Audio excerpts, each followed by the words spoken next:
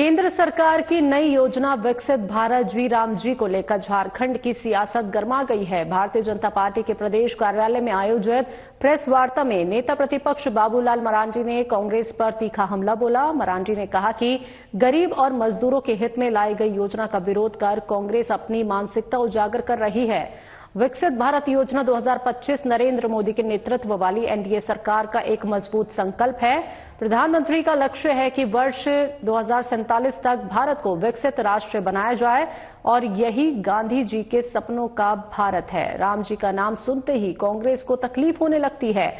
अब तो हाल ये है कि सड़क पर उतरकर नौटंकी की जा रही है, जबकि गांधी जी के आदर्श भी भगवान राम से जुड़े हुए थे।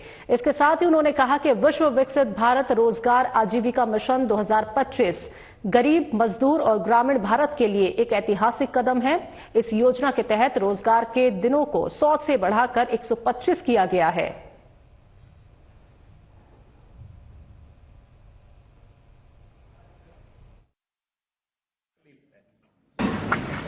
तभी आप सबको बताया कि अभी केंद्र सरकार ने विकसित भारत रोजगार एवं आजीविका मिशन ग्रामीण क्रांति अधिनियम 2025 पारित हुआ है और इसके पीछे का मूल उद्देश्य आप सबको ध्यान में है ही विषय कि केंद्र की जो एनडीए सरकार है आदरणीय नरेंद्र मोदी जी के नेतृत्व में चल रही है, तो गांधी के सपनों का भारत हमें बनाना है। और देश के प्रधानमंत्री आदरणीय नरेंद्र मोदी जी ने कहा कि 2047 तक हमें विकसित भारत बनाना है। तो स्वाभाविक है कि जब हम गांधी के सपनों का भारत बनाना है और इसलिए ही इसको बड़ा सोच समझ करके इस नाम को रखा गया है विकसित भारत रोजगार एवं आजीविका मिशन गारंटी अधिनियम 2025। उसी का शॉर्ट फॉर्म में VBG राम जी अधिनियम 2025। अब जिस समय से पता नहीं कि कांग्रेस वालों को क्या होता है कि राम जी का नाम सुन करके उछल पड़ते हैं लोग, और आप तो लोग सड़क पर उछल रहे हैं, नाचने लगे। भाई इन सबको पता होना चाहिए कि भाई गांधी जी के जो आराध्य थे वो भगवान राम थे, और इसलिए गांधी जी ये कहा करते थे कि भाई हमें राम राज लाना। इसलिए मैंने कहा कि भारत के जो प्रधानमंत्री नरेंद्र मोदी जी कि गांधी के सपनों का भारत यानी 2047 तक भारत को विकसित भारत बनाना, इसलिए ये नया कानून लाया गया। अब इससे उन लोगों को परेशान नहीं होना चाहिए, बल्कि उसके उनको स्वागत करनी चाहिए थी। और स्वागत इसलिए कि आप सबको ध्यान में है कि पहले 100 दिनों का ही रोजगार था। 100 दिनों में कितना मिलता था वो आप सबको अच्छी तरह से पता है। अब 100 दिन के जगह पर उसको 125 दिन कर दिया गया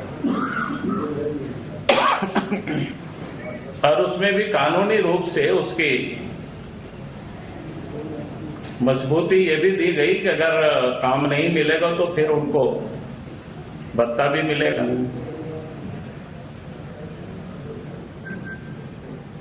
और उसके साथ साथ इसमें यह भी व्यवस्था की गई क्योंकि कृषि कार्य भी कोई प्रभावित नहीं हो,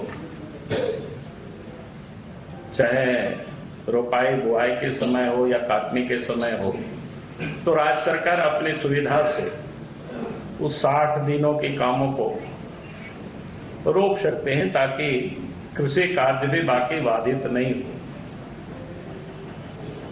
तो कुल मिलाकर के ये जो कार्यक्रम है जी राम जी जो योजना है, जो कार्यक्रम है, हम सबको पता है कि उससे पहले कि आप सब भी पता करते हो, अभी भी आप खोजेंगे कि 2005 से लेकर के 2019 तक उन्हें लाखों करोड़ों रुपया खर्च हो गए लेकिन अगर उसकी क्या काम हुआ कहीं, तो आपको ढूंढने से आपको कहीं भी नहीं मिलेगा उसमें काम क्या हुआ है क्या नहीं हुआ है। आप सब भी, क्योंकि लोकतंत्र के चौथे स्तंभ हैं, अभी आप सबको कहा जाए कि भाई थोड़ा जा करके घूम करके देखो, ढूंढ करके कि भाई इसमें से क्या काम हुआ, तो आप बता नहीं सकते, दिखा नहीं सकते। हाँ, एक चीज जरूर आप दिखा सकते हैं, आपके ध्यान में आएगा कि किस प्रकार से झारखंड में उपयोग हुआ है, उसका जीता जागता उदाहरण है। मनरेगा के घोटाला में यहां एक सीनियर आईएएस अफसर, जो अपने जमाने में लोग बोलते हैं कि बड़ी टैलेंट रही है, और मनरेगा घोटाला के कारण ही महीनों तक, या हमको लगता है साल भी शायद पूरा हो गया होगा, वो जेल में उनको रहना पड़ा था। मुझे नहीं लगता है कि नाम बताने की जरूरत है, आप सबको पता है। यानी कहने का अर्थ है कि ये जो मनरेगा था, एक प्रकार से अफसरों के लिए एक चारागाह बन गया था,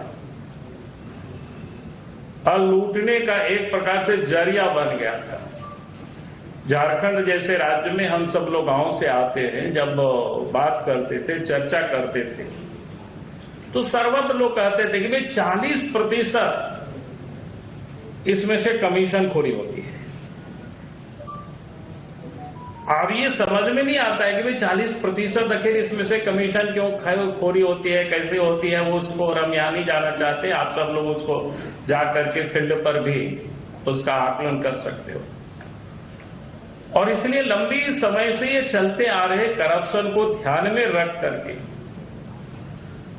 भारत सरकार ने जो कानून बनाए हैं कि भाई आप हमें इसको यूं ही खाने पकाने वाला नहीं, बल्कि यानी एसेट भी इससे क्रिएट हो, यानी इसको हम देख सकते हैं, इसलिए इसको डिजिटलाइज भी इसको किया जाएगा। और वास्तव में मजदूरों को भी पैसा मिले, उसके लिए भी इसमें से प्रावधान किया गया है, जो बायोमेट्रिक सिस्टम, ताकि लोग जहां काम करेंगे तो वहां बायोमेट्रिक सिस्टम, उसमें जगह बाकी वगैरह जो होता है ना, समय वगैरह सब कुछ अंकित होता है, ताकि वास्तव में जो गरीब है, जो जरूरतमंद है, उनको काम भी मिले, और काम हो उसमें से एसेट भी क्रिएट हो। जहां पर इतनी अच्छी व्यवस्था करने के बाद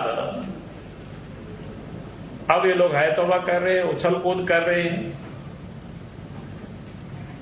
उछल कूद करने का एक ही कारण है, जो मैंने कहा कि यहां जिस प्रकार से लूट खसोट मची हुई थी।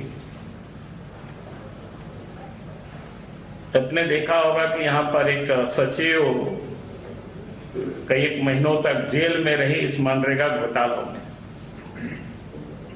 अब उनको लग रहा है जब एसेट क्रिएट होंगे, बायोमेट्रिक सिस्टम होगा,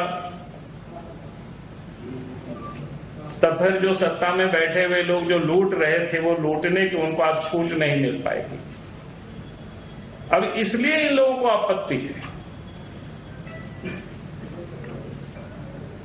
और जिस बात की लोग बोल रहे हैं कि भाई ये 60-40 इसलिए है इन राज्यों में कि भाई आप उसकी अकाउंटेबिलिटी भी राज्य की होनी चाहिए। क्या